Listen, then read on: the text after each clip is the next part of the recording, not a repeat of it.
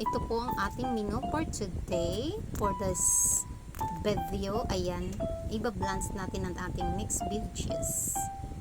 Saglit lang yan ha, para hindi ma-overcook. Then after yan, doon na yan siya sa running water para mapigilan yung pag-cook niya talaga, baka ma-overcook.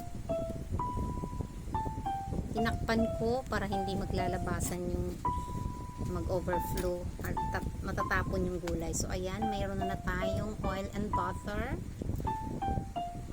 Start na tayo.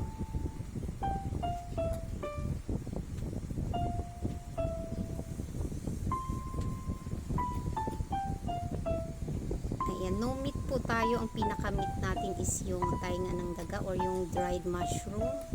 Ayan, tainga ng daga.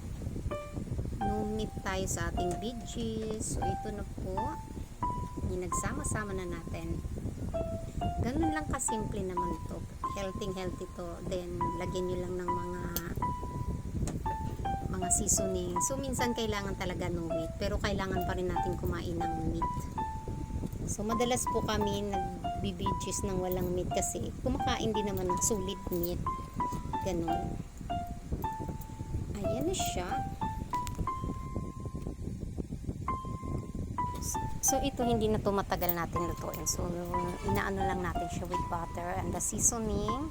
Ayan, kasi na-blanch na natin. So kunting halo-halo, kunting mix lang, kunting gisa, luto na po ito. Ganun lang po kasimple.